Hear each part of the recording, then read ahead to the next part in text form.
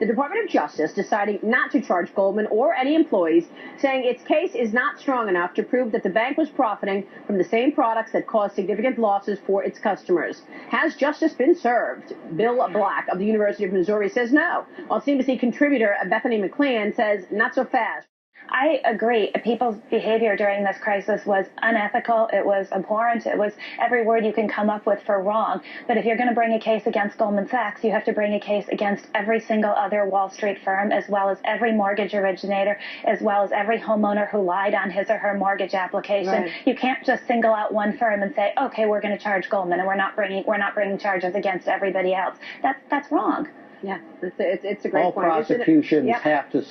No, it's not a great point. It's a terrible point. Really? You've got to start with somebody. You know, your first prosecution is always your first prosecution. And you can always say where there's been an epidemic of fraud. And remember, it's the FBI that testified in September 2004 that there was an epidemic of fraud and predicted it would cause a crisis. It's the Mortgage Bankers Association that said that 90% of liars' loans were fraudulent.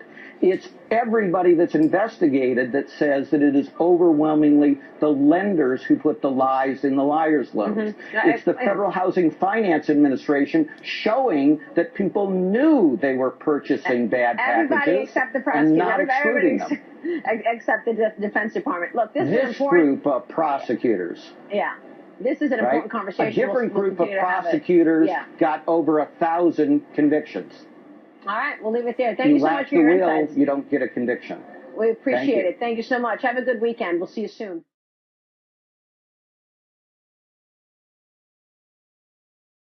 So, Mr. Chairman, I challenge you today either to issue a subpoena to Bank of America to get those records, or allow this committee to have an open vote so the people of America can understand that, in fact, this is an important issue. It is not a side issue. It is at the crux of this very investigation.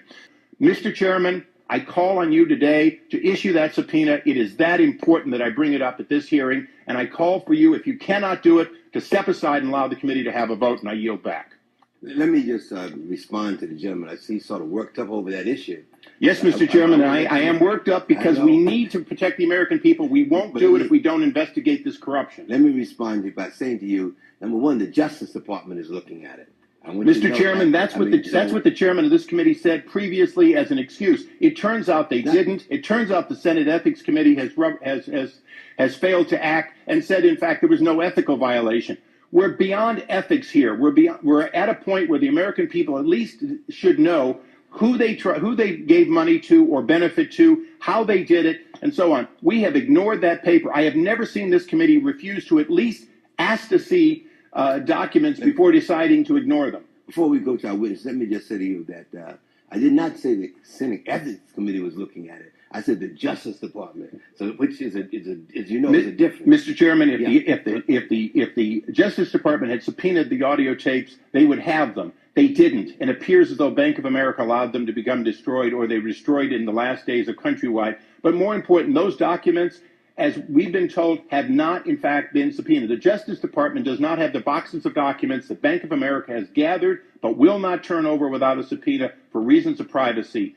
If you tell me today you're referring it because you have enough information to the Justice Department for prosecution or investigation, fine. But today we don't know what we don't know. What we do know is there was a level of intended corruption by Countrywide that clearly had an effect on government's decisions for years, and we are ignoring it. We cannot really understand the failure of government if we don't understand the failure of government officials led by, in fact, an attempt to bribe. The gentleman's time has expired. Thank you, Mr. Chairman.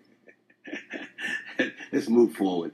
Okay, we will now turn to our first panel of witnesses. So please stand and raise your right hand as I administer the oath.